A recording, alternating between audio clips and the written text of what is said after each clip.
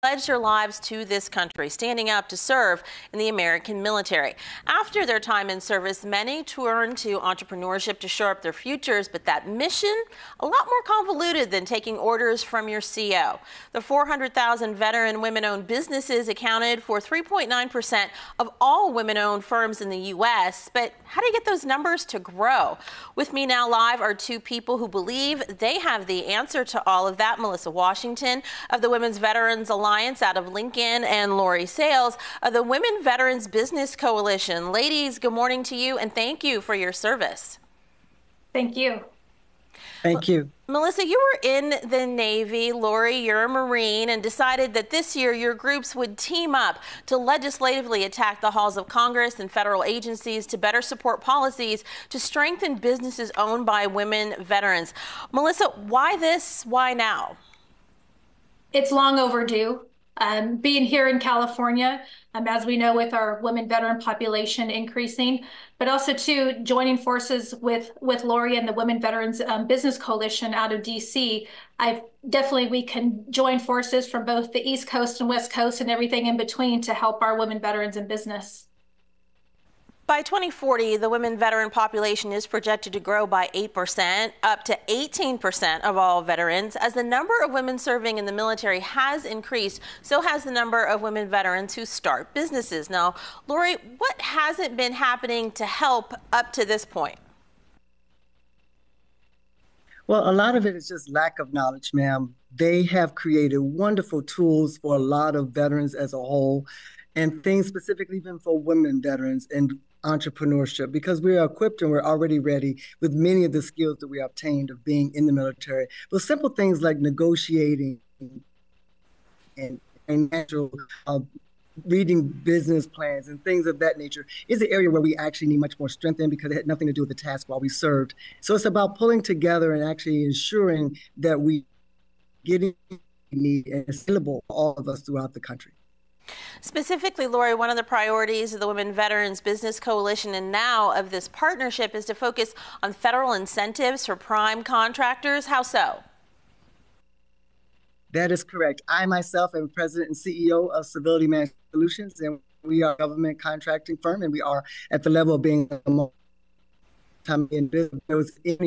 I have been pulled on to advocate and actually be on to discuss some of the things that we need to do to improve what the government offers to not only women, but also to service disabled veterans and veteran-owned small businesses throughout the country.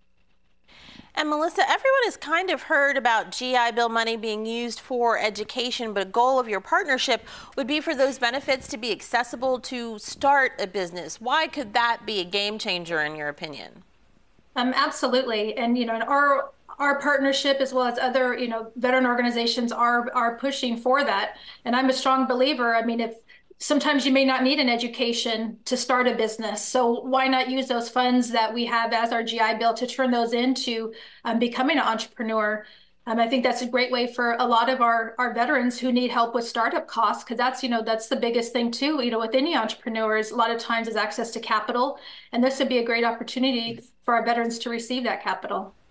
Your groups are also trying to advocate for restrictive remarriage eligibility requirements for beneficiaries of the Survivor Benefit Plan. Lori, how could this be important for a business owner?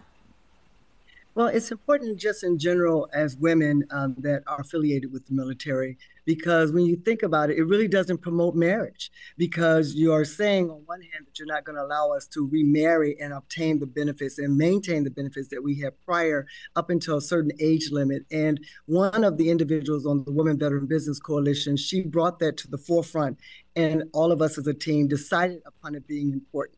And by attaching ourselves now to Melissa, we don't know what's next, because Melissa's now very knowledgeable about what the needs are in the women veteran business, in the women veterans community as a whole.